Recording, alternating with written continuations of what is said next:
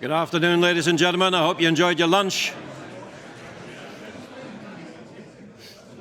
Good afternoon, ladies and gentlemen. I hope you enjoyed your lunch. If you could take your seats, please. Thank you very much.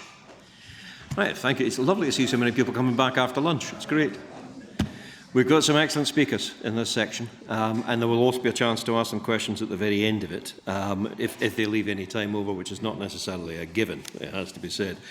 Our first speaker is going to be talking about getting people like me interested in security, with the wonderful name of Gwen Diagram, Head of Engineering for Glean. Please welcome Gwen. Thank you.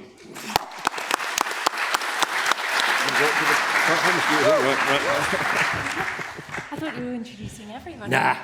Hello. Just you. Quite an awkward start, but that's fine. Hello. My name is Gwen Diagram, as you know, and Head of Engineering at Glean. And before I get started, I wanted to say how amazing this conference is. So I really appreciate that there's a free conference to get people thinking about security. So massive thank you to all the vendors who have supported this. I went up and spoke to a couple of them. They're doing really cool stuff. So yeah, cheers to them. Food was good. Hope you enjoyed lunch. So I'm talking about bringing the party to security. And in my eyes, the party is the rest of the people that you work with that don't work in security. You can tweet me at Gwen Diagram if you haven't deleted Twitter yet. Yeah. So a little bit about me. I was originally a tester. So I have worked several different roles in my career, most of them accidental. I have been a DevOps kid, I've been a Scrum Master, I've been an engineering manager, and sometimes accidentally like a project manager thing. And most recently, I'm the head of engineering. But I have never been a security specialist. I don't know shit about security, really. But I like to teach people about security because I find it's really, really important. It's always been really vital to me to have engaged teams. Being a tester, I've always believed that engaged teams with a sense of eudaimonia will write better quality software. Better quality software is what helps me sleep at night. Literally, because then I'm not getting woken up by phone calls. I've been on call so many times in my life, and I don't want to get woken up because I don't wake up, actually. My partner wakes me up, and he's like, Gwen, your phone is ringing, and then I scream at him, because I'm not awake, and it's just terrible. Anyway, outside of work for the past couple of weeks, several weeks, my main personality was The Last of Us. I'm a gamer. I was so happy to see this on television. And also, I'm traveling to Japan in May, so I've been learning Japanese on Duolingo. I probably can't speak Japanese because Duolingo is not great for it, but goddamn, I'm having a great time. Yeah. Enough about me, about this talk. So I'm going to be talking about what you can cover in security workshops for all the people in your organization. I'm going to start from the easiest ones, easiest to run, and then going on to the more difficult ones. I'm also going to cover how to make security workshops successful and what tools you need to use to run these workshops. I'll be talking about the pros and the cons of each workshop as well, so you can think man, that's not worth it. Or you can think you know what, maybe I should give this a go at running it. If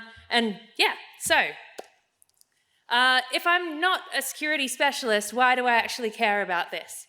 So the way that I ended up teaching security came from when I was a principal test engineer at Sky. As with most roles at that level, there's no clear instructions about what your job is.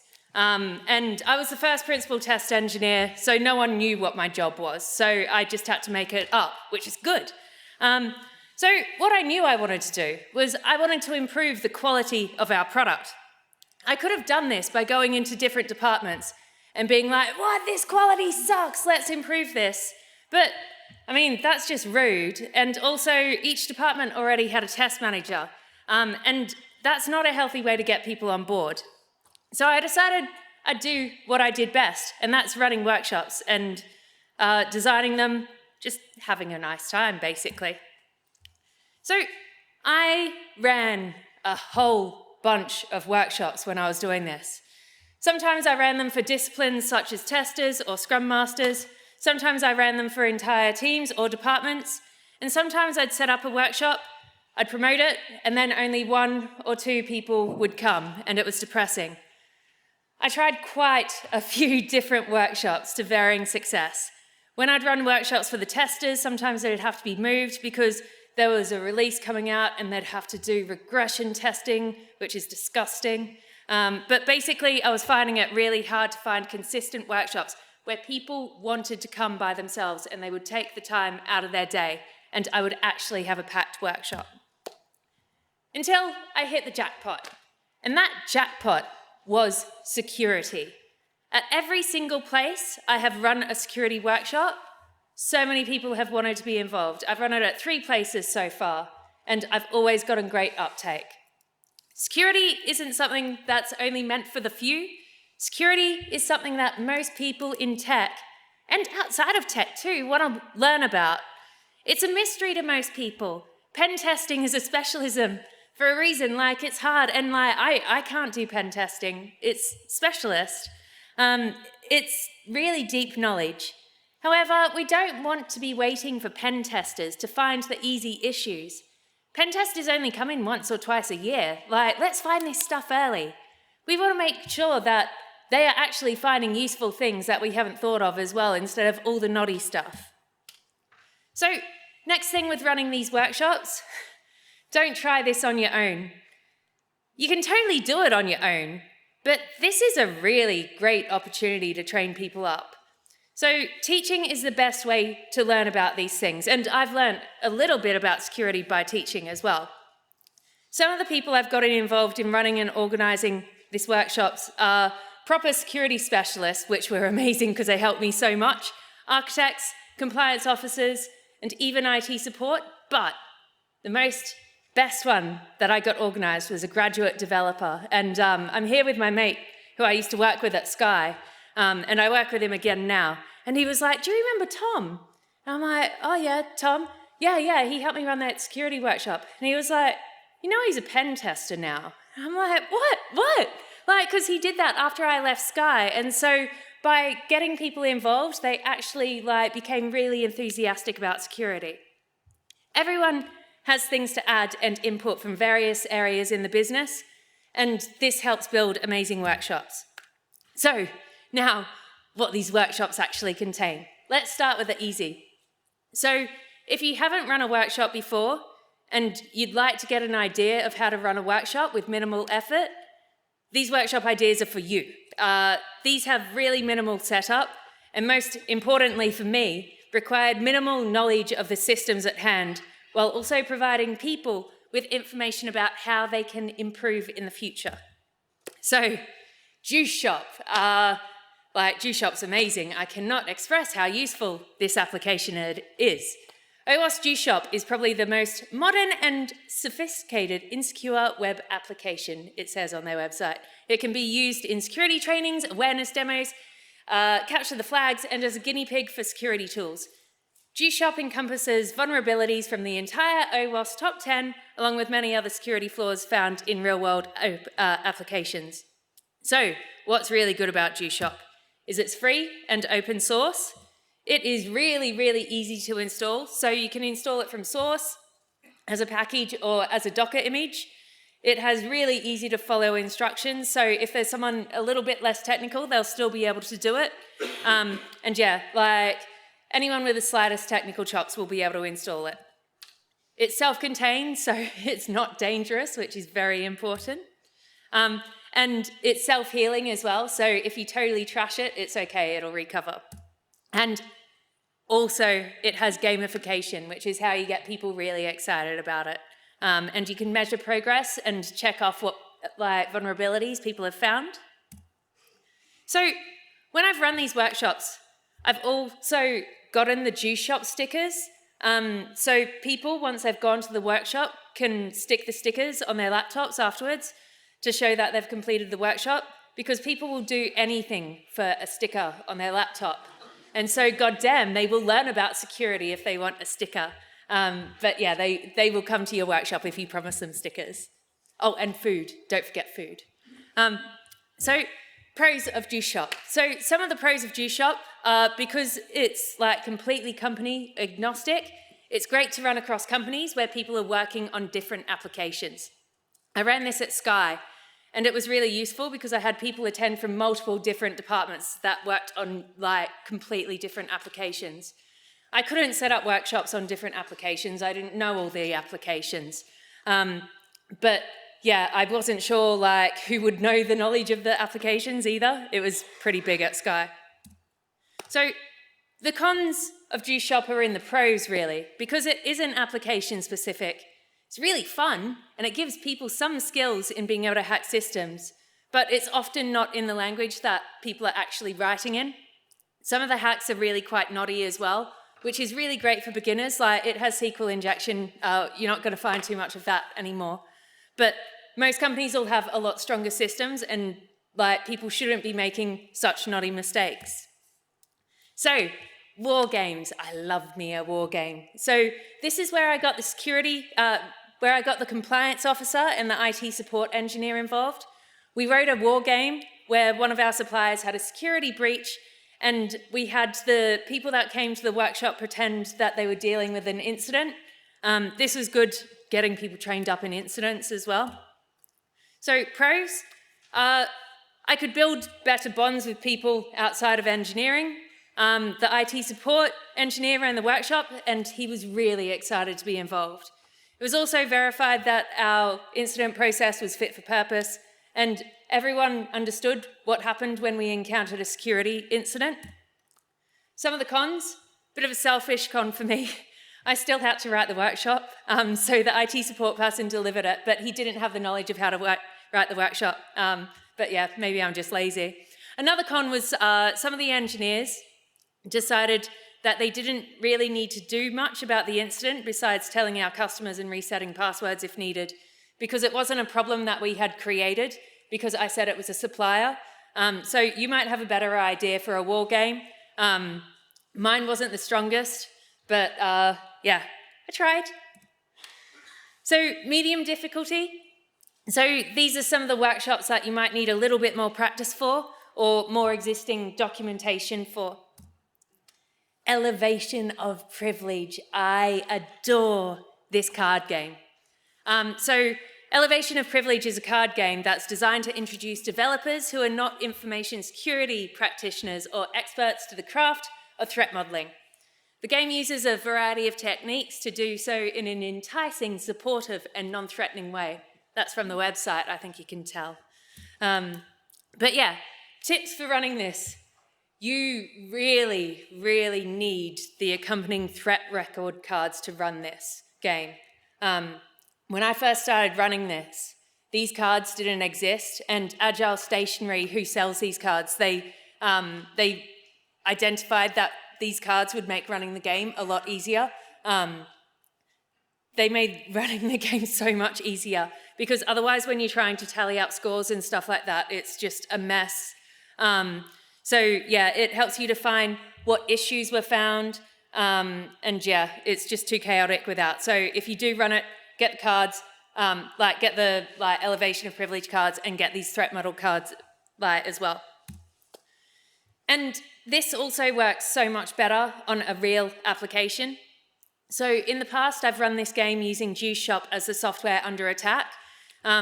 It's really useful when running as part of the Juice Shop workshop. But if you're running in the, but also you can run this game in public at a conference or across multiple teams. However, people have to guess whether a vulnerability exists a lot of the time, and it can just cause confusion. You can run it with Juice Shop, but I finally got to run it on a real application last year, and it was so much better. So some of the pros of running this, it's a really fun way for people to think about the application from a great number of threats. When I ran this on a real application, we found some pretty severe privacy issues that hadn't been surfaced for years. So it was in the head of a developer that would save some old data in an old AWS bucket and not deleted it. We wouldn't have realized without playing this game. We have deleted that data. But yeah, it's really worth playing because it can surface some things. Cons. So this game runs with the same concept as Hearts. So if you're over 30, you probably played Hearts on Windows. If you aren't, people under 30 probably don't know what hearts is. I also encountered people who had never played cards before, and I had to explain to them what a jack, a queen, and a king was, which was a total trip. But yeah, so there are some strange things that you will find when you run this. Also, the cards were created by Microsoft, so there's some really .NET specific issues in there, and they're just not relevant to a lot of applications. Running the game's hard to do at first. You need practice. You probably will fail running it at first. It's not the easiest, but it is really useful once you get used to it. And again, you need those threat record cards, otherwise it's just chaotic. So, OWASP SAP.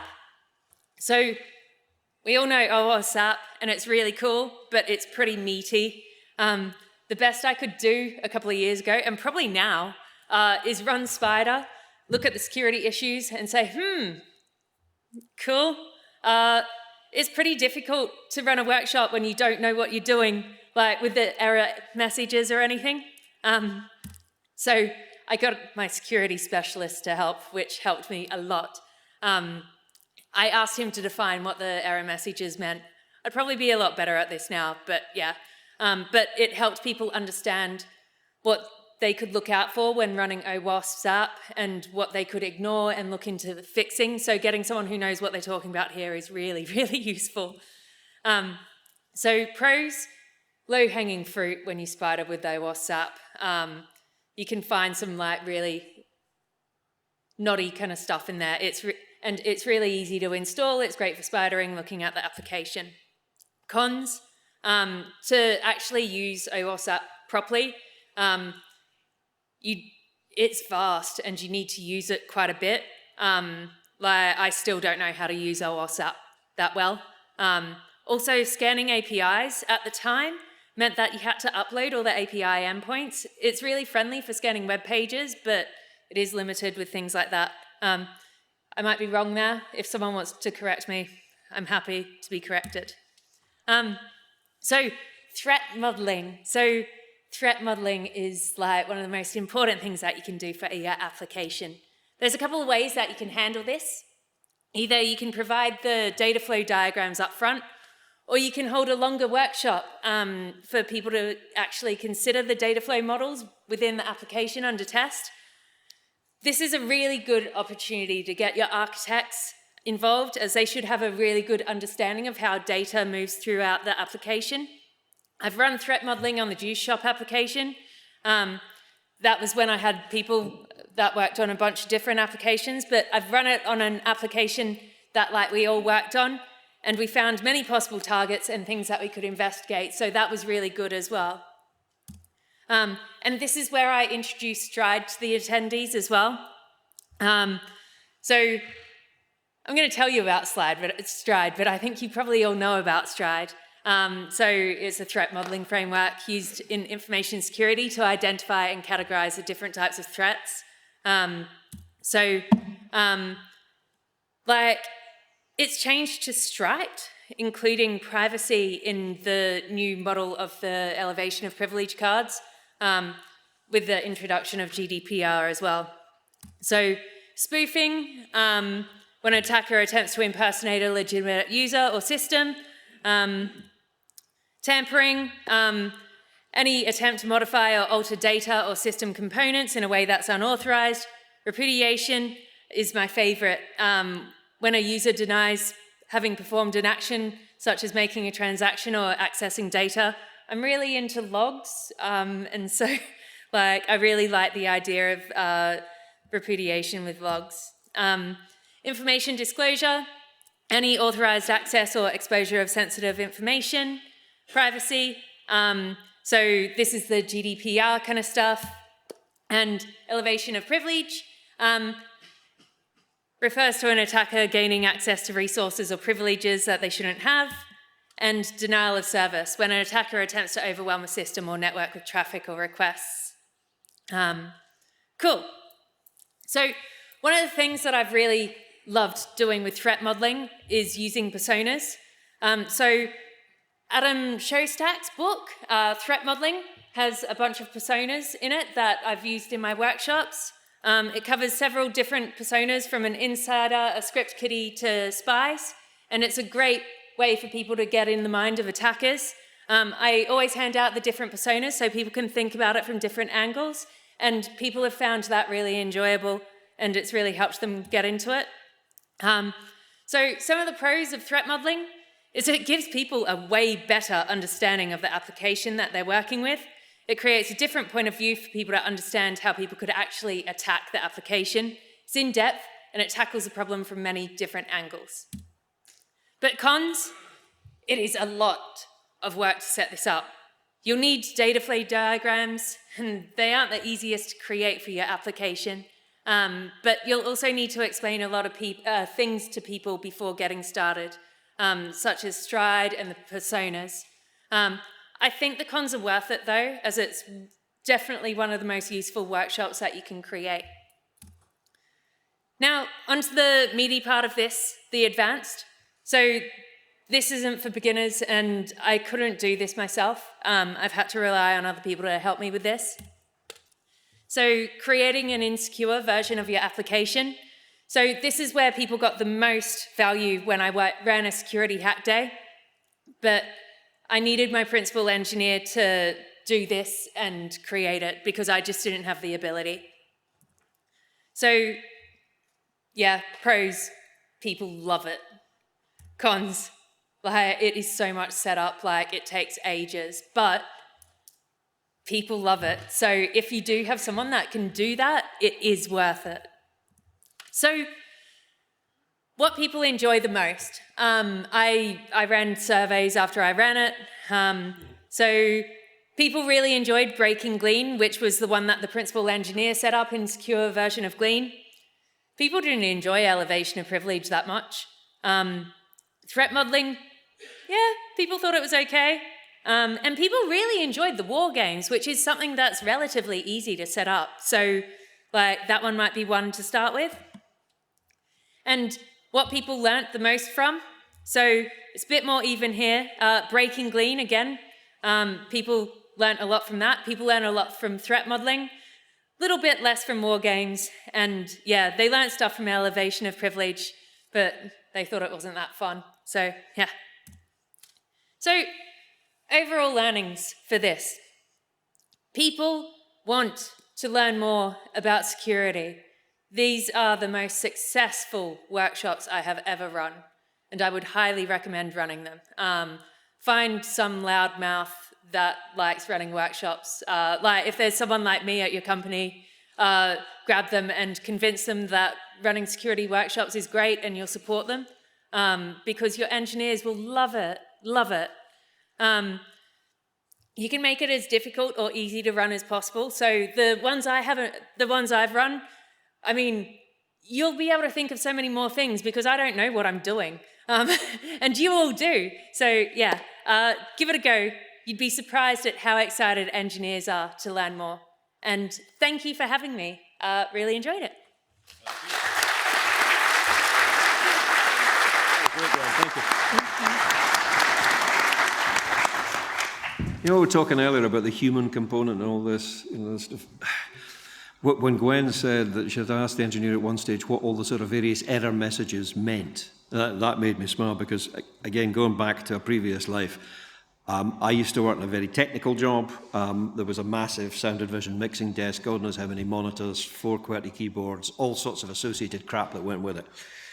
And at one stage, somebody came in and said, do we actually have a diagram, systematic thing showing what everything does here? And I said, no, but I can work that up for you. And it took me several weeks, but in the process of doing it, I discovered 4 buttons that not only did I not know what they were for, nobody knew what they were for. And we went back to the manufacturers. It was an analog desk that had to be played in real time, a bit like a piano, but and they said, really don't know. Now, this goes back to the human element. Have you any idea how tempting it was to push those buttons just to find out what they actually did? And that's a lot of the time what you're actually dealing with. Thank you very much to Gwen for that. We're moving on to our next 2 speakers, Leo Cunningham, CISO at Flow Health, and Kajus Sestokas, That is not a really bad shot. Well, it is a really bad Sean Connery impersonation, but it's how he tells me his name is actually pronounced, is Application Security Engineer for Flow Health. They're playing this as a tag team, so across to Leo and Kajus. Thank you.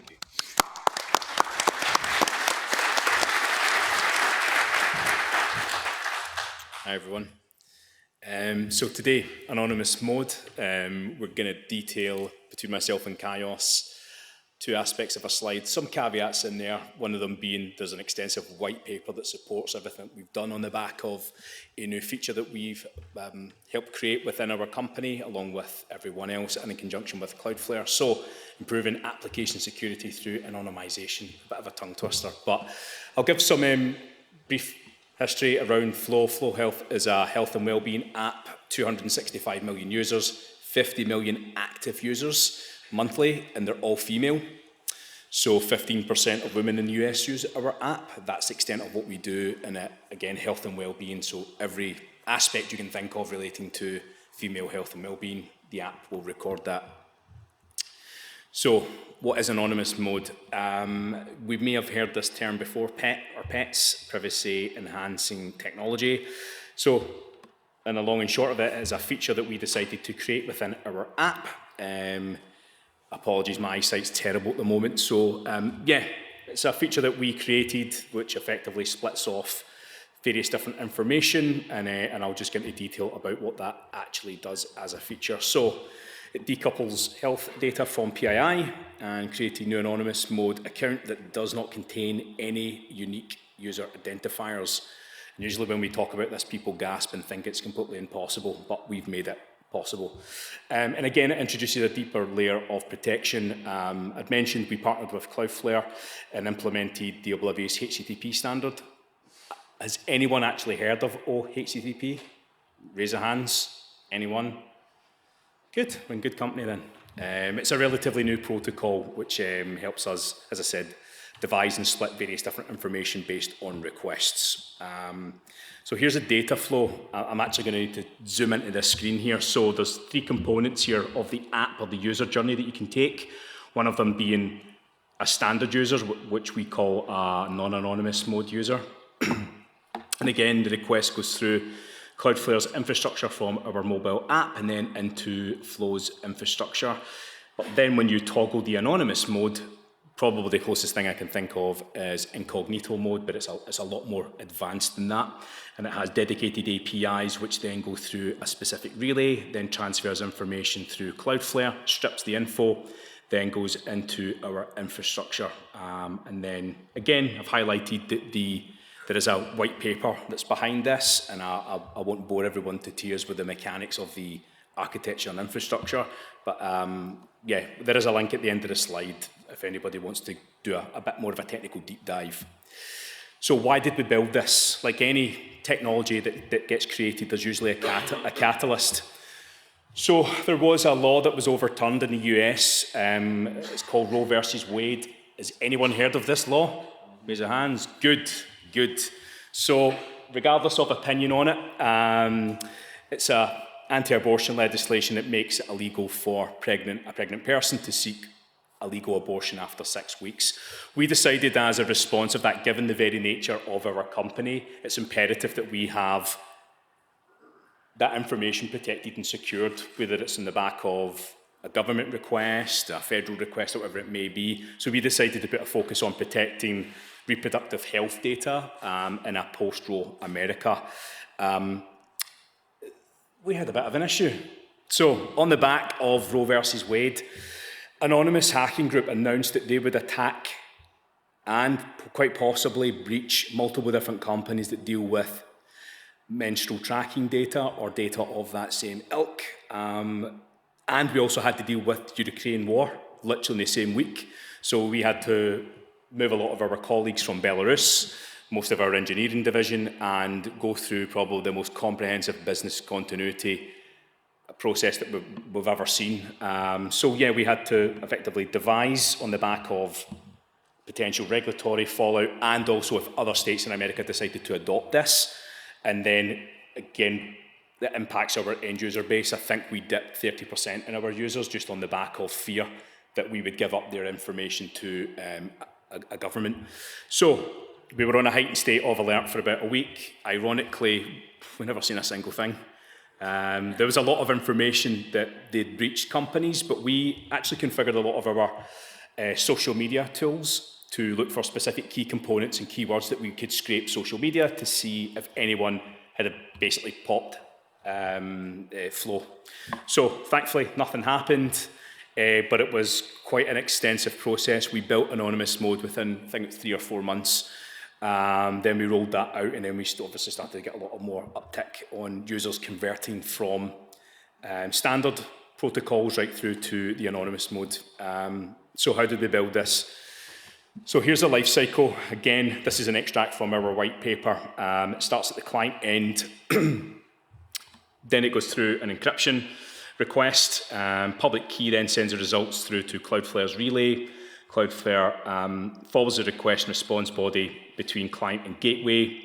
Gateway encrypts application response using, I can't even pronounce it. I'll just pretend I've pronounced it. So, yeah, from the client side and then through the gateway, decrypts the request and then comes back through to our infrastructure.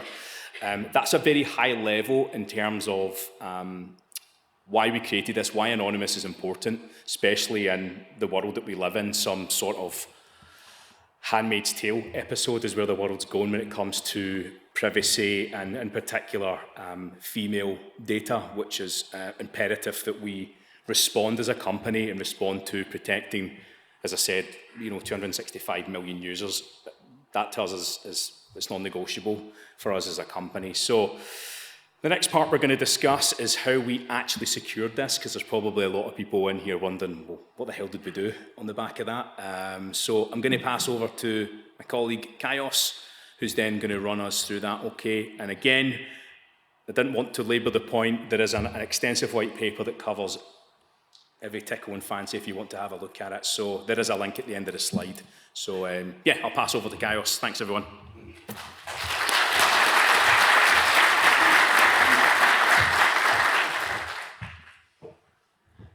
Yeah, thanks, Leo. My name is Kajus, and I'm actually based in Vilnius, Lithuania, so that explains my unusual name. But I was lucky enough to work with Leo, the CISO, and some other guys and folks, should I say, who are based in Scotland. So, and I just wanted to tell a bit about my experience and journey as a AppSec engineer, right? Because I work as a security engineer at Flow, so I'm responsible for basically most things security, right? That could be pen testing. I worked as a pen tester before. That could be security assessments, ISO compliance help, and so on and so on. So when something like Roe versus Wade happens, and the pressure is on, we need to release something, we need to react, right? The business needs to react. And the CTO says, okay, we're going to rethink how the internet works, right? Our CTO said the internet is not designed for privacy. So what's happening in the company, and what do security engineers do when stuff like that happens? So I'm going to talk a bit about the challenges that I faced, and maybe there are some lessons that we can all learn. So, number one challenge I faced was what's the technology behind this, right? So Leo asked before, who knows about oblivious HTTP? I haven't seen a single hand. I didn't know about oblivious HTTP myself before, so it's kind of a new protocol. And so there were talks happening about how we're going to improve the privacy through anonymization, and the CTO, the engineers were talking about oblivious HTTP, binary HTTP, protobuf, right? And just imagine that was before ChatGPT, right? So I actually had to Google things to understand what they mean. So that was the first challenge, to understand what are we actually going to use here. So we all know about HTTP, right? The Hypertext Transfer Protocol. So oblivious HTTP is kind of an extension to that. So what it defines is that there's another party, and there's client, another party, and then the destination where the request is being sent. And how it's made is pretty clever. It uses crypto, so crypto is at the heart of this, right? So, well, one could say that crypto is at the heart of security, right? And privacy and security are obviously very connected. So, but yeah, the challenge was to understand the technology. What helped me was to make the connection between, what's the purpose of the oblivious HTTP, right? What's Cloudflare's role in that? And why would we use binary HTTP? So we use binary HTTP from client side because it helps to transform the requests with crypto, basically. So next, once we had some idea how we want to build this, the developers started, doing initial versions of the app. And this is where it got interesting because we had to avoid certain types of pitfalls, because, we made a bold statement, right? We want to increase the privacy, so we have to do it right. Unfortunately, that wasn't always the case with some other companies and some other apps that do similar kind of things. There was a need for rush. The pressure was on. The companies needed to react fast. And this is where, vulnerabilities and errors came in. So, for example, this is a public Twitter post by Zach Whittaker. And it what Zach did is what every security engineer or basically any curious journalist would do: intercept the traffic between the client app and the backend server, the API traffic, right? So what happened is that, he realized that, hey, the app is sending the encryption key back to the backend server, right? And this encryption key really looked like symmetric encryption key, which shouldn't be handled this way. So it's not like pointing to a mistake per se. I didn't actually look into all the details of this, if this is really bad or not. But it's just some good example of pitfall that we can face when developing something that's serious and it's connected to crypto and it's improving privacy. So that was kind of a lesson for us moving forward as well. And what I did next is I did the same thing. I intercepted the traffic between the mobile client and the backend server. And it turns out it was a really good thing, a really necessary thing to do, right? Because I realized that all the requests you see here, which are post requests, these go through the relay. So the theory is that if user turns on the anonymous mode, every single request must go through the relay, which is basically Cloudflare's infrastructure. It's basically relay as a service, if you like. Although I noticed that, not every request goes through relay, right? And this is bad because that's what we want to avoid in the first place. We don't want to know about the IP address of the user. The whole essence of the anonymous mode is that we decouple what is being sent and who sends that data. So that kind of breaks it. So if you think that all that security engineers do, they intercept the traffic between the client and backend, not really, but sometimes, yes, that's necessary. We need to get back to the basics and make sure we get the things right at the start. So that was one interesting thing. And the other thing is that as soon as we realized that data is going to live on end-user phones, if we kind of follow the data path, realize that we need to improve the security of the client device, right? So maybe functionality like additional access code on top of the iPhone access code, for example. We need to figure out things where we store them. So for example, the access code should be stored on keychain on iOS if we're talking about iPhones. So we realized that we need to improve functionality related to the client side as well. So that was interesting learning as well. We need to follow the data, understand where it's being stored, and then do the threat modeling and realize if you need to improve the functionality of that. The next challenge was we had really a lot of pressure to move fast, develop fast, release fast. How do we do the security testing quickly and efficiently? And I think what worked for me is I realized that, okay, so once we've done an internal testing, right, we obviously need third-party pen testers who would look at this feature as well. And what I did is I said, okay, let's create a chat channel, right? Let's just jump in, and just do real-time collaboration. Because when I used to work as a pen tester, most often I would just, at the start of the engagement, I would get a list of domains or IP addresses as a scope. And then after 2 weeks, when the pen test is complete, I would just send out the report. And that's it. I wouldn't even communicate with the people that are interested in pen test results.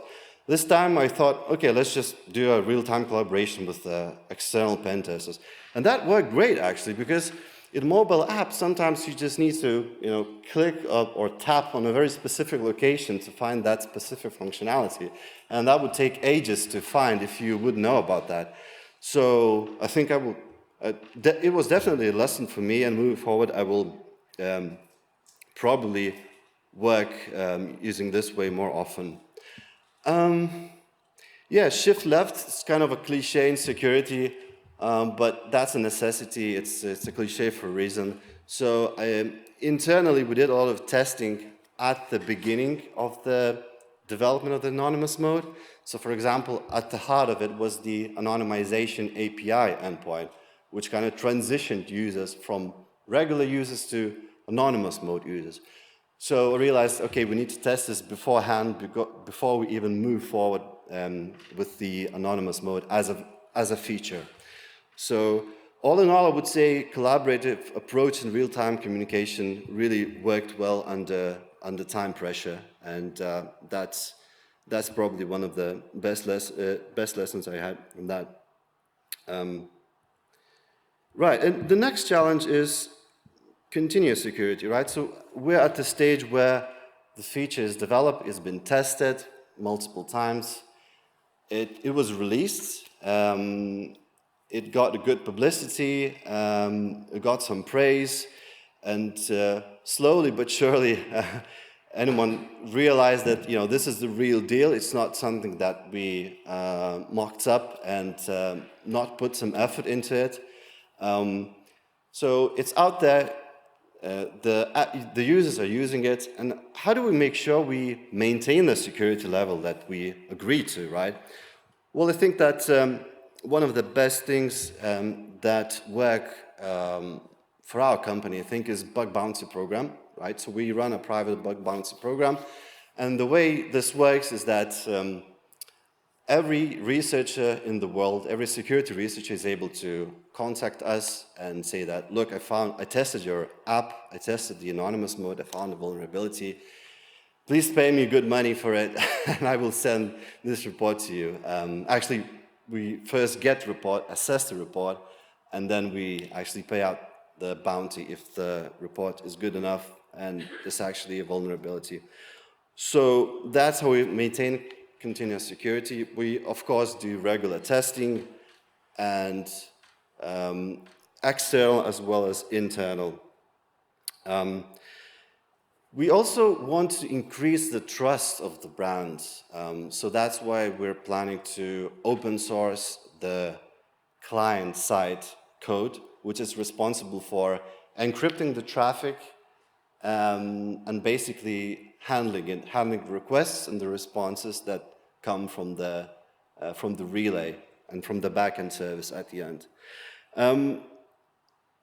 And what's next? Well, I think one interesting thing to think about is that if all requests go through the relay, let me just go back to the previous slide. I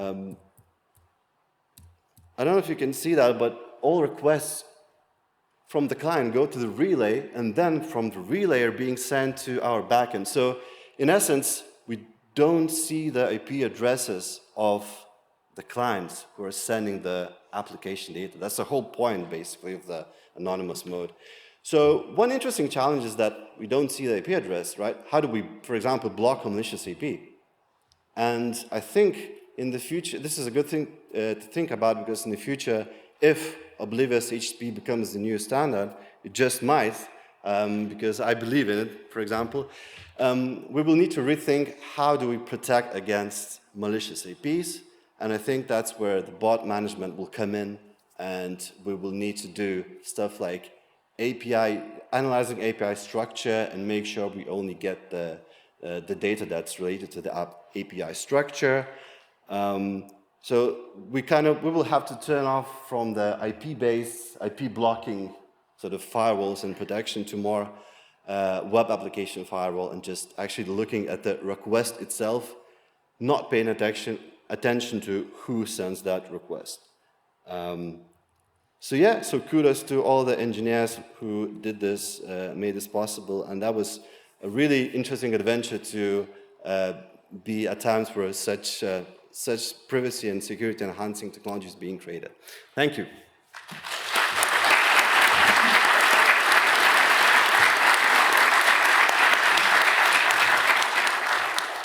Thank you very much there to both Leo and Kajus. Our last speaker in this session this afternoon is Lena Smart, CISO for MongoDB, who's going to be discussing the whole, we touched on this earlier today actually, the difficulties sometimes of talking to the board. Lena.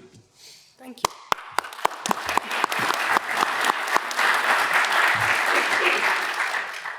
Hi.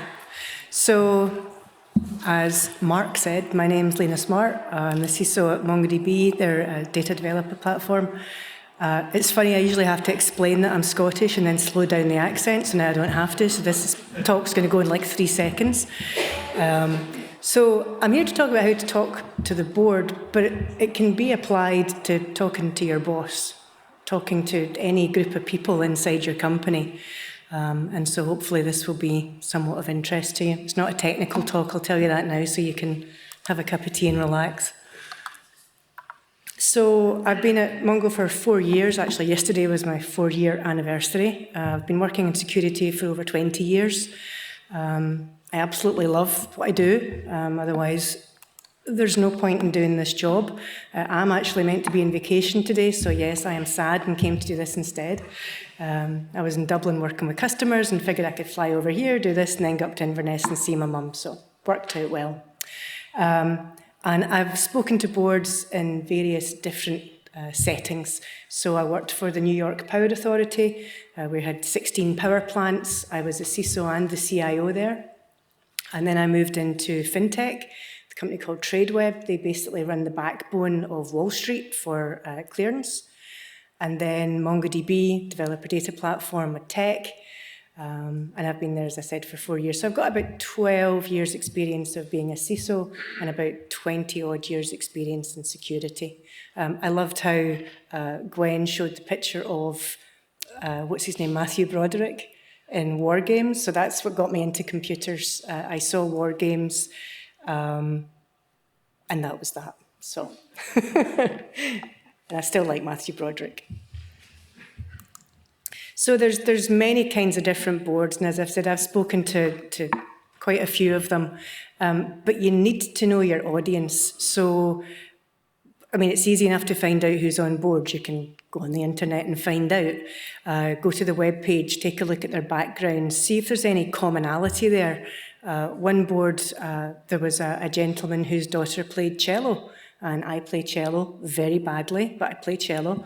And we actually had a conversation about it, and it kind of broke the ice a wee bit. It wasn't so much a us and them at that point. It was just two human beings talking about something. So that was kind of important to me.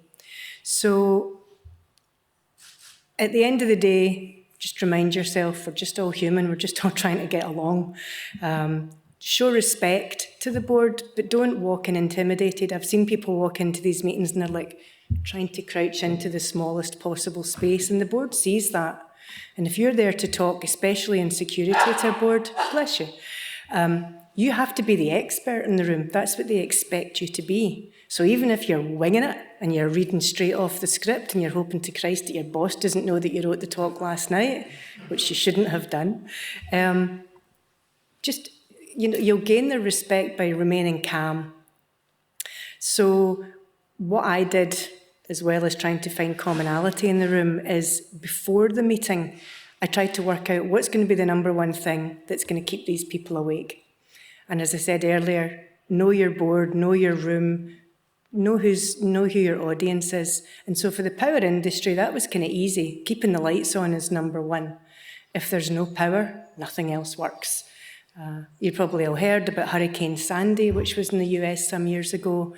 I had no power in my street for 10 days, and within 3 days, there was people walking about with guns. I live in New Jersey, and there was people walking about with guns, threatening folks and trying to take petrol out their cars. That was 3 days. So we then had armed police, and then the army, and things broke down pretty quickly, and it was very scary. So for the power industry, number one thing, keep the lights on. For the fintech company that I worked for, that was making sure that the data we provided to the financial backbone of Wall Street was verified. If we were passing wrong trades, that's a bad thing. And then tech, we're a data developer platform. My number one thing is keeping our customer data safe. So along the lines of what Leo and Kajus were talking about, data is property, data is gold, really. Data is worth a lot of money, and people expect us to keep their data secure. So basically what you have to be able to do once you know your audience and once you're comfortable and you're calm with your audience is make sure that you're describing your problem or your program in an elevator pitch or a lift pitch, as they probably call it over here. It's basically like 5 sentences that describes what you're working on, so that if the CEO or the board member gets into the lift with you and says, "Hey, how you doing? What are you working on these days?" You're not like, oh my God, I don't know, who is this person? You've got something ready, you can talk to them, and because you've already rehearsed it, you're calm. So, just show of hands, who's actually spoken to a board before? Good. For those people who put your hands up, was it an enjoyable experience? There's no hands up. It never is. I feel physically sick before I go talk to my board. I'll be completely honest. These people have the power, if you want, to remove me from my job. If I say something wrong, if I misstep or misspeak, it can have fairly severe consequences. And I have a really good rapport with my existing board. It's not always been like that, especially 10, 15 years ago in the power industry. Fairly misogynistic. I was the first female CISO, and they didn't really know how to take me. I was this Scottish person trying to tell them how to keep power companies safe, and they were like, "The hell do you know about power companies?" So that was interesting. So there's definitely a different energy in the room. Board members are generally very in demand. I'm really lucky at MongoDB. We actually have an off-cadence board meeting where we just talk about security. So usually security is like 5 minutes stuck in the middle between audits and compliance, and they're usually asleep at that point anyway, and then they pick up their ears to hear about security for 2 minutes. When I joined MongoDB, I said, "Can we formalise this? Can I get time with the board on my own for about an hour every quarter?" And they agreed to do that. And so we use that time very, very carefully. So the board time, very expensive, it's very limited. So when I have that hour, I hit the ground running. We're very prepared. We use the AWS memo format. Do you know about that? It's basically just a statement of intent with an agenda, the top things you want to cover, and then an appendix with all your addendums and your pretty diagrams and stuff. And we send that to them 1 week in advance. And our legal department sees it, my boss, as the COO, sees it, our CEO sees it, and they all sign off on it. They're like, "Right, you can send that to the board." And so then at the meeting, we're just picking out the relevant points, because I'm sending them sometimes 10, 15 pages of information. And then they're going to pick out the salient points that they want to talk about. And I never know what they're going to talk about in advance, so that's the fun part. They do expect a lot. They expect a lot of information in a very short period of time. So I'm trying to distill 3 months' work, sometimes more than that, in under an hour. Be prepared for questions. I can't say this often enough. It's the same as when you go talk to your boss. He will throw something at you that you never even thought about. And you're not expected to know the answer to everything, but you're expected to be honest if you don't know the answer. And expect the board to drill you on issues that you know nothing about. You can't know everything about everything. And don't panic. I've seen people that I thought had it together just fall into a puddle on the floor because they were asked a question, they made the answer up, the board knew they made the answer up, I knew they made the answer up, and they basically walked out the meeting. And then they didn't have a job anymore, so that was sad. So, as I said earlier, you are expected to be the expert in the room, usually. What I found when I first met the board at MongoDB was we've got Tom Killalay, who's basically the first CIO and CISO at AWS, or Amazon. Dwight Merriman, who founded MongoDB.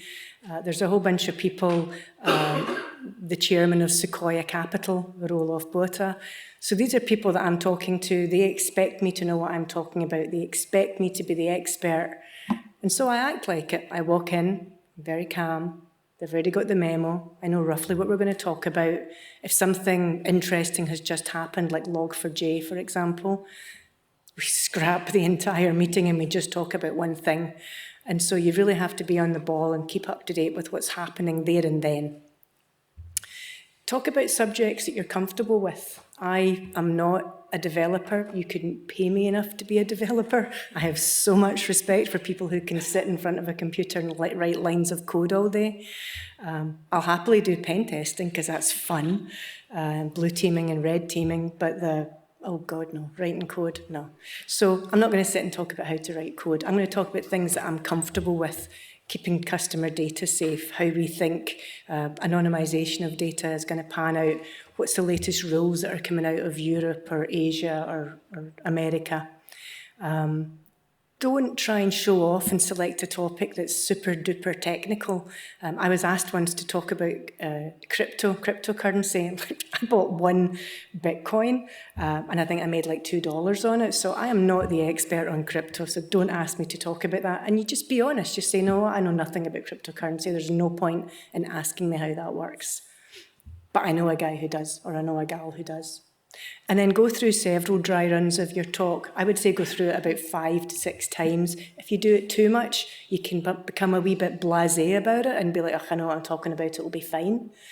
5 or 6 times, the first time it's draft, the second time you've tweaked it a wee bit, the third time you've got maybe some diagrams and some drawings in there, the fourth time you're getting a wee bit more comfortable, you're not needing your speaker notes so much.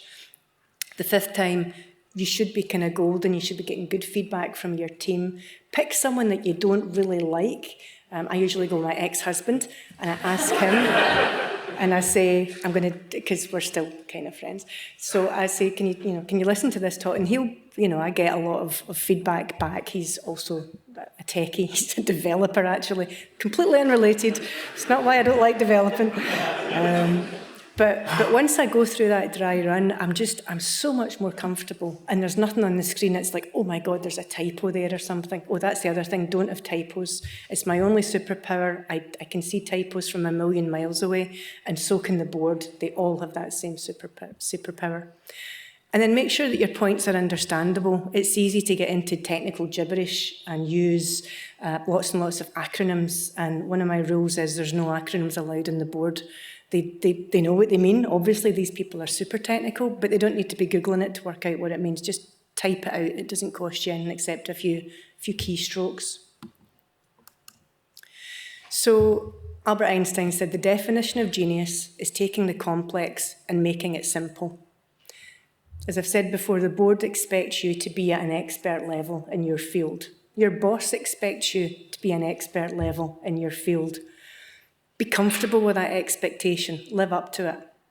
Don't be afraid to give that distilled version of a topic, but have an appendix at the end. Give them notes, give them a running commentary if that's what they want, but don't overwhelm people with information because they get bored very quickly. It is really tempting, as I say, to have screeds and screeds and screeds. It looks like you've been super busy. I would rather have 3 or 4 bullet points and then talk in depth at them with something I'm comfortable with. And some homework, if you want some homework, is take something that you're trying to explain and then try and explain it to your mum or your granny or my ex-husband and see if they understand it. Like, take something maybe you're not even comfortable with, like cryptocurrency, and try and distill it down to like 5 sentences that would be understandable and see how difficult that is. It's pretty tricky. And so some of the do's and the don'ts. So do not do these things. Don't make up facts. It's so obvious. You might feel under pressure to tell people stuff. Don't be even tempted. Just say, you know what, I don't know the answer to that. But let me get back to you, and I'll get back to you in a certain time. And if you tell them you're going to get back to them in a couple of days, get back to them in a couple of days. If you think it's going to be an in-depth kind of, I'm going to have to talk to 15 developers, and that's going to be fun, just say, look, it's going to take me a couple of weeks to get back to you on this. This is more in-depth. I want to make sure I get you the right information. Don't stammer. Try not to look nervous. Don't be unsure of your content. If you've practiced your talk, you should be fine. Standing in front of you is nerve-wracking, and the bottom half of me is shaking like a jelly. I was telling these folks, actually, one of the talks I did a wee while ago, the most embarrassing talk I ever did, my skirt was stuck in my knickers, so that's why I wear trousers now. So once I realised that had happened, all nerves went. Nothing could have beaten that one. So don't ever be late. I have seen people be late to board meetings, don't understand that. If you have to stay in a hotel the night before so you make the meeting, do that. Don't look unprepared. You will look unprepared if you are unprepared. If you're stammering, if you're looking for your wee bits of white paper, your yellow stickies, doesn't make you look as though you're the expert in the room. And don't become defensive or distracted. The fellow that I mentioned that walked out of the meeting, he got very defensive when he was asked a question that he then made up the answer to. The board then didn't attack him, but they basically said, well, we don't think that's right. He lost the plot, walked out. No more job for him. And then focus all your energy on the one meeting. And I've seen people do this, and I don't understand. I don't even know how they can do it. Texting in front of the board is not a good look. So you put your devices, put your phaser on stun, as we say in Star Trek, and focus all your energy on this one meeting. This could make or break your career. The reason that I got a lot of the promotions I got was because after these meetings, the board said, well, she's not an idiot, we could promote her. These meetings are really, really important to both you and your company. And it's not just board meetings, but it's senior staff meetings or even your end-of-year bonus meeting if you have those kind of things. Focus your energy, be prepared, be aware of your content, know what you want to talk about and practice it. And if you don't know the answer, just be polite and say, you know what, I don't know the answer to that, but I'll get back to you. So lessons learned, be prepared for questions that'll throw you, and just take a big deep breath if you don't know the answer. Move on, you're fine. You don't have to know the answer to everything, don't pretend that you do. Follow up quickly after your meetings. As I said, these people's time is money, literally. And so once you have the answer to those unanswered questions, get it to them. Even if it's in dribs and drabs, just say, here's the first answer, working on the second part, here's the second answer, still working on the third part. And then once you have all the cohesion to your answer, put it in one big diagram and document and send it to them. They'll appreciate the fact that you're checking in with them and you're giving them updates. Sometimes after the second update, they're like, you know what, it's fine. I've got the information that I need now, we can move on. And keep to your allotted time, because you will get cut off. So the key takeaways for today: if things go awry, don't panic. Just take that big deep breath and reset. We're all human, don't forget it, unless ChatGPT is now running your board. Always follow up quickly with your responses to the unanswered questions, and be yourself. There's no point in pretending you're something you're not, because people will see right through you. In a cartoon, I didn't get to where I am today by trying to please the cat with the dogs. It's true, you're not there to be a people pleaser. You're not there to make your boss look good. Well, you are, kinda. But you're the expert that the board is expecting. you can use the board to your advantage, not by asking for more money, as I saw one person do. That was a career-limiting move for them. But you can ask the board, what have you seen in terms of what other boards do or other companies do? One of our board members, our chairman of the board, is actually on the board of Capital One Bank. So I can say to him, what are you seeing in terms of ransomware at Cap One? And then I can talk to the CISOs within those other companies as well. So we're making, we're building bridges between other companies. I use our board as a sounding block, as advisors, and they also are very generous with their time after the meeting as well, and they'll come back and they'll give me suggestions as to how we can make the meetings better. And it's always good. It's always good to get positive feedback. Sometimes it's negative feedback, and we have to take that as well. And it's not always me that's talking to the board. I always try and give my staff a chance to get in front, and they never know who I'm going to pick. It's just unluck of the draw. And maybe a week before, I'll tell the person, you're going to talk about X, so that they're not panic-stricken for 3 months. They've only got a week to not sleep. But then we'll do plenty of dry runs with them for the 2 or 3 minutes that they're going to get allocated. And that is a door opener for a lot of people. They're never going to get a chance to speak to a board usually, so to give them that chance is really important to me. And that's it for me. Thank you very much.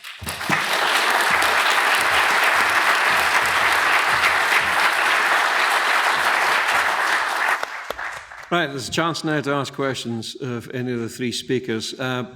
Pete, this tablet's gone US again. Okay. So if you can fire that up, Slido will appear in front of there, but I can't do anything sensible with it. Has anybody got a question for any of the three speakers? It's just clear. Yeah. At all, from the floor. I've got one I would quite like to ask, but this is basically to Kajus and Leo. The work that you are doing in terms of trying to give the gift of anonymity to your users, does it have any legal ramifications? Could you be held accountable in US law for trying to subvert US law? I'll answer this. No. So just to give a bit more context, we have over 300 million PII records. We haven't had any legal cases yet to subpoena anyone within specific states to obtain information relating to abortions or any items around females. It was kind of a bit of a Cold War period, and we didn't know. That's why we built the technology in order to be ready. So if they try and subpoena, well, how can you subpoena information if we don't have it? So then Cloudflare say, well, we don't have it. So everybody's around the table saying, well, we don't have the data. I don't know, what can you do? So then then obviously the legality would be, if someone, a federal agency wants to take us to court, then they could pull the logs, the information's not recorded, it's stripped and then disappears in its simplest form. Yeah.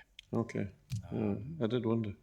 I just find it astonishing that, there are people who seem to be hell-bent on, as you say, the Handmaid's Tale, trying to control someone else's reproductive system. You think, what the heck, surely you've got better things to do with your time, but no. Yeah. One of the actual things we have in our favour is Apple are very keen on Flow's technology and the actual protocols that we've helped create. They've actually been fighting quite a lot because they're now obviously made a huge move towards privacy. We've seen all their adverts and everything else. So they are effectively pushing that. They have the deep pockets to challenge and pay for any senators that they need to in order to get laws put through, because that's how it works in America.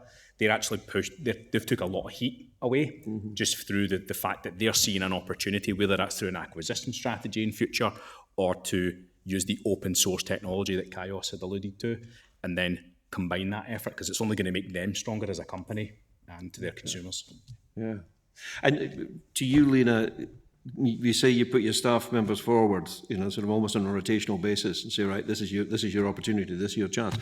Did any of them come back and say, that's it, I'm never, ever, ever doing that again? No, because we prepared them. We gave them lots of prep time and then I promised them alcohol afterwards. Alcohol and therapy, it works every time. Yeah. And again, listening to you, Gwen, there's obviously, you seem to me to be a born teacher. It's something that you want to do, you want to communicate, there are ideas there. not every organisation is so lucky as to have somebody like you. And I often wonder if the person who is given that job is the right person for the job. But, you know, how do you get the right person at the right slot? Oh, that's a really interesting question. I guess have a look early and see who you're hiring. Make sure that you're hiring diverse people. So, like, asking cultural questions, making sure that that you are hiring, like, not just the same people over and over. Like, the loudmouths might be annoying, but they can be really useful. So, yeah, you know, like, open your mind up to who you can hire, I guess. Yeah, precisely. Look at it from a different angle. Yeah. Some questions have come in on Slido, which is now working on this tablet. You'll be delighted to hear. This is an interesting one. How does Flow make money from anonymous users? So when a user signs up, they, again, depending on their membership or premium, so they can become use a freemium model, which is limited by paywalls, and then they can still toggle anonymous mode through that direction. Or when they sign up, hey, I'm Jane, I want to pay $50 a month. That's correct, that's what we charge. Then they toggle on anonymous mode, but they've already paid. So we obviously have an identifier around a financial transaction, but nothing ties back to the end user. But then what happens beyond that, Kajus had touched upon, like for example, an implementation of a SIEM or a SIM, depending on how you pronounce it. How do you identify malicious IP addresses? What happens? Do we look at specific request types, user behaviors, to then identify a specific person or like a credential stuff in attack? But sorry, Kajus. Yeah, we just want to add that, we decided that we will not monetize the anonymous mode, right? Because that wouldn't make a lot of sense for people to pay in order to get privacy. So whatever the user is either premium or freemium or premium, anonymous mode is available as a feature. We haven't monetized it, just to clarify that. We haven't monetized a paywall. If you want to go beyond that, you need to toggle anonymous mode and then try and get more users through that. We released this technology as a response to what's happening in America, and we want it to be in order to empower females and give them a level of comfort and trust when using our app. Yeah. Okay. Another less serious question on Slido, saying, I live in Morningside. If there was no electricity in Morningside in EH10, what is the worst that would happen? You wouldn't be able to watch Netflix, I don't know. It is. I live in Aberdeenshire, but my youngest brother lives in Morningside. And he got invited to a party, and he took me along one time and what have you. And without a word of a lie, it was a huge house, an absolutely huge house in Morningside. Everybody in that party was either a banker or a lawyer. I met one guy who claimed to be an architect, but he was lying. You could smell the desperation coming off him. It was really quite extraordinary. Gwen, somebody wants to know if you've got any stickers with you. That's helpful. Thank you very much for that. That's a good question, and I should have brought Juice Shop stickers. I'm sorry, I didn't bring any. It's a good discussion point. Blue Suit's been very prolific today, saying you mentioned ChatGPT. Any thoughts on ChatGPT's latest data reach? What? Data reach? I can answer that, yeah. Yeah, ChatGPT had a breach and a couple of vulnerabilities. Breach, beg your pardon. Breach, yeah, it's breach. Yeah. So, yeah, my opinion on this is that basically all software has bugs. Sooner or later, someone will find a vulnerability in your code. And especially given the exposure that ChatGPT has, it was only a matter of time when someone will find stuff like that. So that's why we need security to prevent the breaches and react to them. Yeah. Any other thoughts on it? That ChatGPT is in equal parts horrifying and interesting to me. Why horrifying? Have you seen it? I've heard about it. I'm not directly involved with this. I'm a sort of what you might describe as an interested bystander, but I was talking to two people last night about this, who are in the legal profession, and neither of them would touch it with a barge pole because they said, depending on the question. That's why. Sorry? It's going to replace all the lawyers. Well, it's a long way off doing that, potentially at the moment, they said. But what was concerning to them was, as you basically put a question into it, it retains that question. Yes. Which in itself is a form of data storage and therefore could show the direction of a particular inquiry. So, and also could be used to, look at various different trends within industries. Imagine having that power where you could look at a database structure or a structure of whatever it may be, and it's like all the trends are pointing towards a specific cryptocurrency or a specific type of scripting or a specific type of technology. Somebody at the other side of that could monetize that, and effectively try and manipulate The market. or technology. Yeah. well, thank goodness we don't live in that kind of society at the moment. Gwen, a question here from Bruce again. How do you scale the training workshops? So scaling them was very much getting more people involved. So when I first started running them at Sky, there were a couple of hours, and I had about four people involved. And we had, how many people did we have come? I think we had about 35 people come. And so we did need people walking around making sure that people were okay with stuff. Scaling the next time, so I went a different way. I made it a full day, like a full security hack day. And yeah, with that, I needed more workshops. So getting more people involved, being like, can you help, can I give you this workshop to run and stuff like that. Hopefully that's answered the question. Yeah, I suspect it probably has. Just double checking, anything from the floor? No, cowards. Something's come up on Slido again. One of these questions that I wouldn't describe it as perennial, because to be honest, it's been 2 or 3 years since it's actually been mentioned last, and it's about the retention of talent. Do you even try and retain talent now? How is that possible? What makes somebody stay within an organisation for longer than the average? So I think this is something that I'm really passionate about because I'm the head of engineering, and I talk a lot about the eudaimonia of engineers, so making sure that they are challenged, but also having a nice time. So having quality systems so they aren't on call really helps. When you have someone in in security, a discipline such as security, supporting them. So when I was at Sky, the security people had been put in a corner and no one gave a shit about them for years. And so when someone actually was like, hey, we need to talk about security, then they want to stay, because instead of being in the dirty corner, they were on show for once. So speaking to everyone, making sure that they're okay, highlighting stuff and not making their job feel like a dirty secret that people don't care about, because it's not. No one, security is something that everyone should care about. We talk about being on the naughty step. We've been on the naughty step a lot. Lena, any thoughts on this? Sorry, say that. Any thoughts on this? I mean, basically, the idea of retaining talent. What stage do you think, you want to go?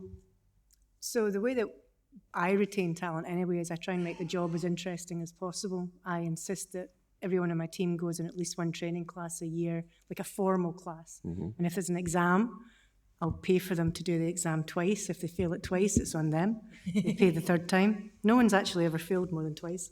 But that helps them, because it doesn't have to be something specific to their job. It can be, if they're a program manager, they could maybe go and do something with red teaming, for example, or incident handling.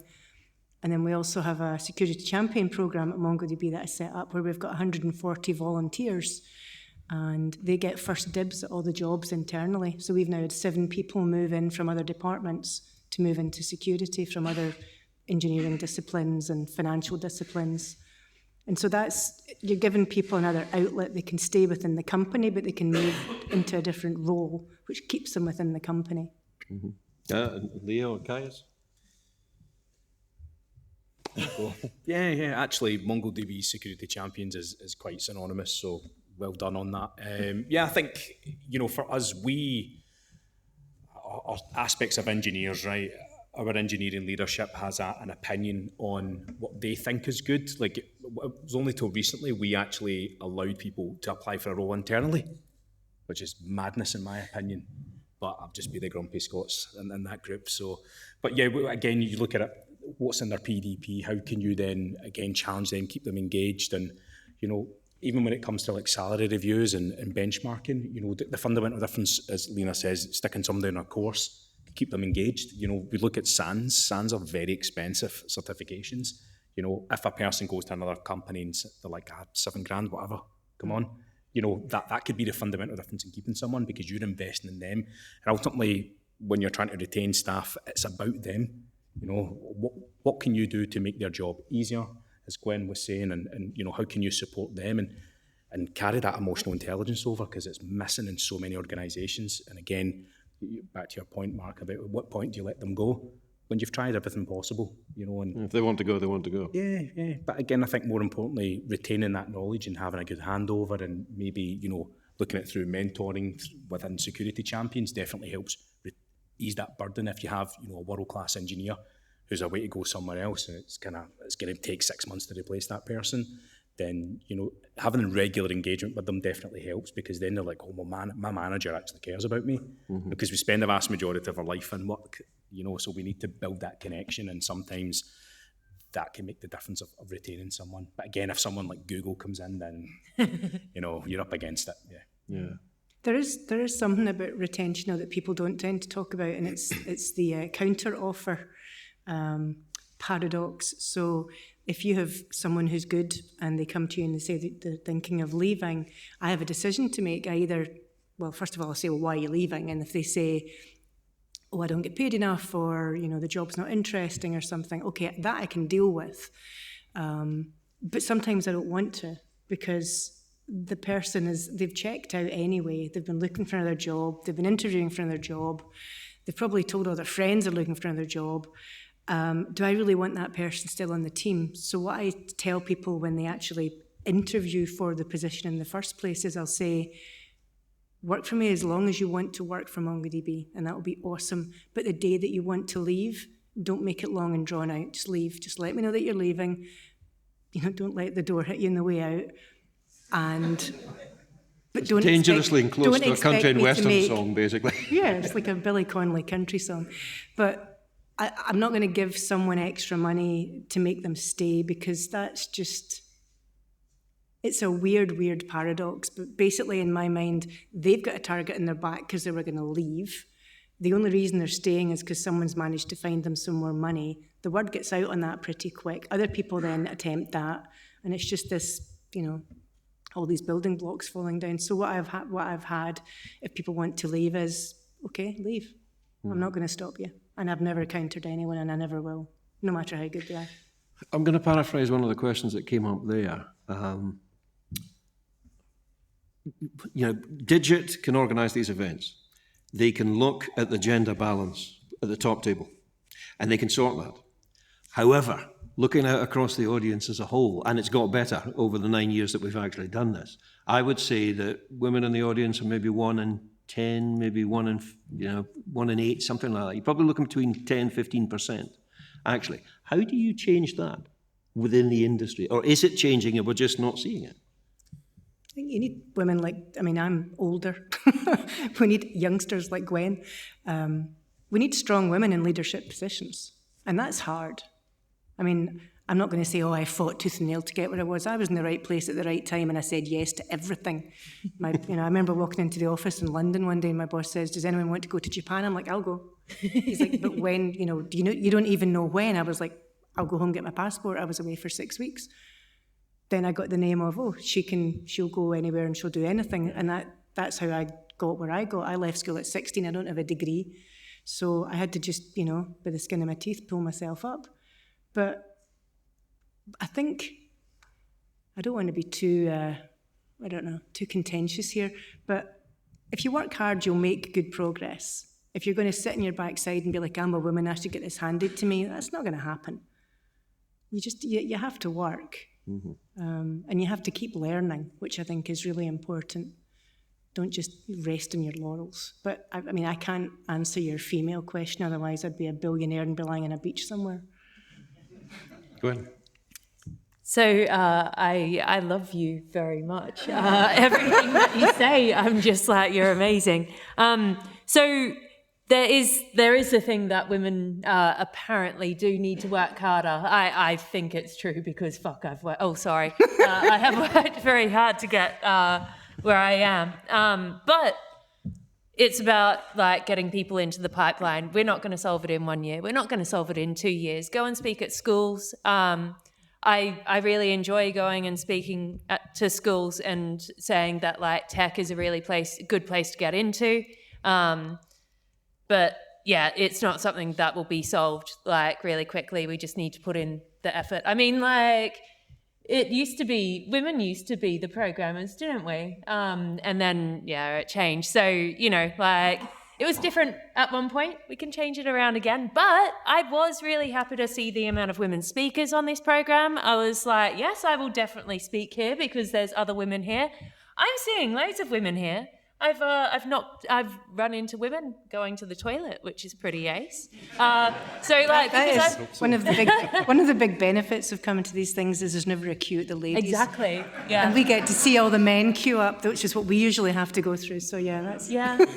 Can I just put this into context? I remember doing one of these conferences, etc., and there would have been about 300 people at it, and two of them were women. Mm-hmm. You know, and that, as I said, it is really improved since then, but it's still a long way from being 50-50. And, you know, I probably won't still be working by the time it gets anywhere near 50-50.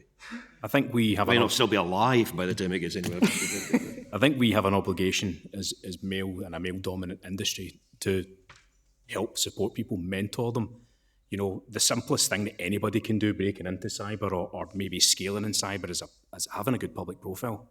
You know, one of the key requirements when I'm hiring someone is, you know, what are they doing outside of their current job? You know, are they running a CTF? Are they writing Medium blogs? You know, what are they doing in their industry? You know, I was mentoring someone recently, Akmaral, her name is. She's a solutions architect at Elastic. And she was the same. She wanted to break in. And she's like, right, I'm going to host these sessions. And she's doing quite well on her podcast. And, you know, it's opened up a lot of doors. And it's actually helped her get freedom to become more technical, to be more involved in engineering, which has then kind of helped scale her career. But we have an obligation. You know, it's like, I'm sick of male-dominated environments because it's always aggravation, you know, everyone's too short-tempered or whatever it may be. And, you know, it's like, we have an okay balance in our function, or what's left of it, but it's, you know, our organisation is 55% female, and rightfully so. It's a female-led product. You know, the chief product officer is a male. It's like, you know, right, okay, but everyone underneath him is female. So it's getting that step closer and changing. So why do you think that is?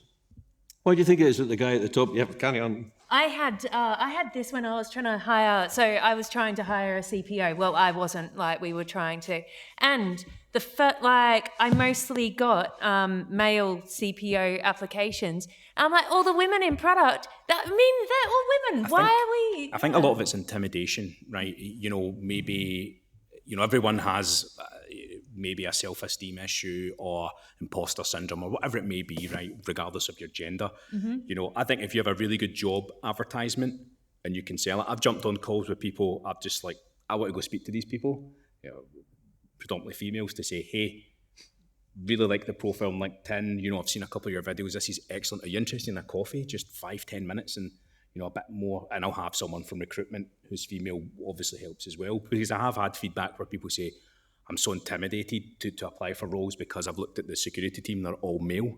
Mm. And it's like, right, okay. You know. Somebody's got to break it. Exactly. You know, but again, until you get a decent, you know, we'll get a couple of our female colleagues to jump on a call and just kind of relax the atmosphere instead of like 4 guys on a panel. It's going to be like, it's quite painful, you know. Yeah. Coming back to, you know, this business of anonymity and what Flow's actually doing, etc. I wonder at what stage, you know, effectively nation states will step in and say, no, we're not happy with that kind of thing. We won't allow you to do that kind of thing. We did have a theory around this. You know, if it ever gets that bad, then, you know, things like encryption keys, you can keep them in jurisdictions that no one can get to. You know, there's very famous oil rigs that can hold your hardware units, and, you know, basically you get someone to go out in a boat or you have a specific team that go and access the encryption keys or whatever it may be. So I don't know. I mean, is that where the world's going? You know, and I think as an audience, we have an obligation to try and change that, put up a protest to stop it happening, because I certainly don't want it happening, you know, to female members of my family or or whatever it may be, or anyone else that I know. So we have an obligation to fight back. Good saying. Good saying. Right. One last chance. Any questions from the floor? Okay. I'm going to round it up there then. We're finishing early. But can I ask you to thank our 4 speakers in this last section one last time, please? Thank you very much.